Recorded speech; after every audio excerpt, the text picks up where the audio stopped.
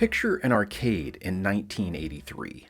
Most cabinets are flickering with pixels, little colored squares pretending to be spaceships, aliens, plumbers. You know the drill.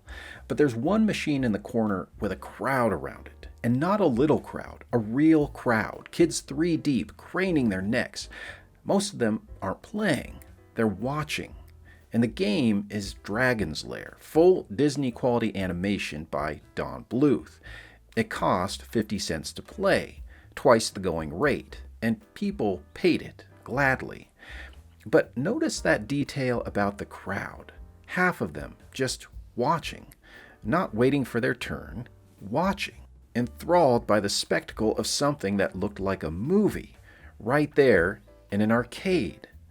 Dragon's Lair didn't just launch a game, it launched an idea. The idea that the future of gaming was cinema, that the way forward was video, real footage, real actors, real production budgets. It was one of the most seductive ideas the industry ever had, and one of the most wrong. Today, we look back and think full motion video was a gimmick. The games were cheap, and once players saw something like Night Trap, the whole thing collapsed under its own mediocrity. But here's the part that we forget. Because FMV didn't just fail when the games were bad, it failed when the games were genuinely good. Wing Commander 3, 1994, $4 million, the most expensive game ever made at the time. Mark Hamill, Malcolm McDowell, over 2 hours of live action footage. The tagline literally was, "Don't watch the game, play the movie." Computer Gaming World named it one of the greatest games ever made. Entertainment Weekly gave it an A. Another example, The Seventh Guest. It sold over 2 million copies. Bill Gates called it the new standard in interactive entertainment. It was the game that sold a generation on CD-ROM drives.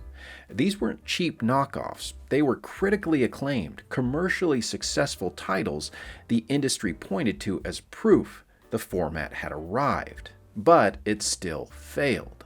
So if quality wasn't the variable, what was? Let's go back to Dragon's Lair, because the problem was visible from the very beginning. Arcade operators saw it immediately. They were worried players would figure out the game's predefined gameplay and stop coming back. The concern with a hit arcade game wasn't that it was too hard, it was that it was too fixed. Once you'd mapped the right button press to the right moment, there was nothing left that responded to you. You weren't playing it, you were solving it. In researching for this video, one of the most telling comments I found on Wing Commander 3 comes from the Digital Antiquarian, a gaming historian who played it on release day in 1994. Now, years later, he wrote that his memories of the game mostly involved being in love with the idea of having a movie playing on his computer screen. In his words, the actual gameplay was a chore. It was the thing I had to get through in order to get back to the part of the game I was really there for. $4 million. Mark Hamill. And the thing many players remember most fondly is the video. Not the gameplay, the video. The novelty ceiling was real, and quality alone couldn't raise it. Full motion video died from 2 directions at once. On the industry side, CD-ROMs arrived and changed the storage math overnight. A Genesis cartridge might hold 8 to 16 megabits. A CD held 640 megabytes, roughly 320 times more space. Publishers looked at that number and made the obvious mistake. They filled the space with video. And look, the logic made sense from the outside. Video was legible. You could show it to a Hollywood executive, an investor, a journalist. They got it immediately. It looked like the future because it looked like something they already trusted. The pitch practically wrote itself. So much so that Sega built the Sega CD around it. The 3DO, launched in 1993 at $699, was the most extreme version of the bet. Its founder, Trip Hawkins, conceived of it as an open multimedia platform that would do for gaming what VHS did for video. Time magazine named it Product of the Year. Electronic Gaming Monthly named it Worst Console Launch. Both were right. Meanwhile, on the player side, a decade of great games had trained players to expect something video itself just couldn't provide.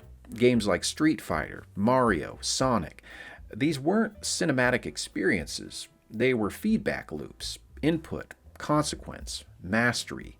You got better, and the game rewarded you for it. That loop, the feeling that what you do actually matters, is what makes a game feel like a game.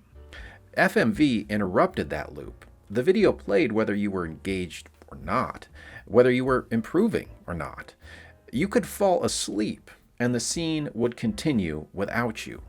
Publishers kept assuming players would adapt to the format. Players kept wandering off. There were two things close together that made the incompatibility impossible to ignore. The first, Night Trap, released in 1992 on the Sega CD. You play a surveillance operator protecting women in a house from attackers. It's barely interactive, mostly you just watch. But on December 9th, 1993, Senator Joe Lieberman hauled it into a Senate hearing and called it a game that encouraged, and I quote, an effort to trap and kill women.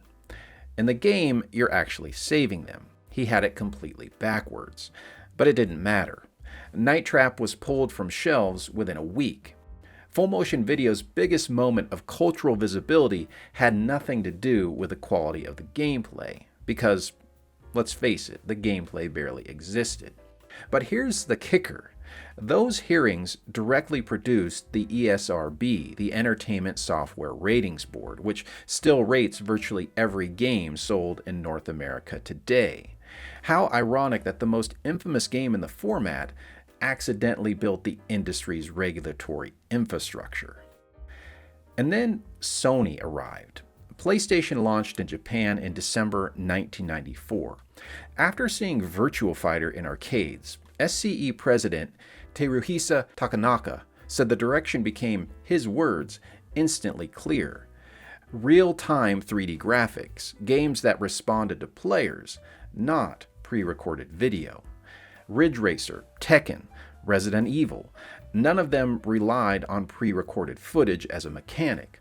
All of them gave you something to get better at.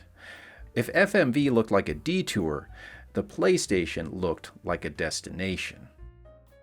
Full motion video didn't just disappear, it sort of mutated. The cinematic instinct survived in different forms. In-engine cutscenes, narrative choice games, eventually titles like Heavy Rain and Detroit Become Human. The industry never gave up on making games feel like film. It just learned slowly that the video had to serve the interaction rather than replace it. David Cage, the creator of Heavy Rain, was asked years later whether his game was an interactive movie. He was careful about the answer, explicitly distancing it from 90s FMV by saying those early games gave players mostly meaningless choices from time to time. His game was different, he said, because the player is in control second to second. That distinction, video that serves gameplay versus video that replaces it, is exactly the lesson the FMV era spent a decade and hundreds of millions of dollars teaching. So full motion video looked like the future because it looked like something people already understood. The pitch made sense, and for a moment, Wing Commander 3, The Seventh Guest, the whole CD-ROM boom, it genuinely looked like it might work. What publishers kept missing is something that seemed obvious now, but apparently needed a decade to prove. Players don't come to games for spectacle. They come for gameplay, the feeling that what they do matters, that the experience responds to them specifically. A game that plays the same regardless of your input isn't a game. It's a movie with a few extra steps. FMV offered a gorgeous window into someone else's story. What players wanted was to live inside their own. The games that survived from that era aren't the ones with the most video. They're the ones where the video served something, where the spectacle had a purpose beyond itself. That distinction turned out to be everything. So, I'm curious to know your thoughts. What's the first full motion video game you remember being impressed by, and how long did you actually keep playing it? Let me know in the comments below. And as always, if you made it this far, thank you so much for watching. Until next time, happy gaming, my friends.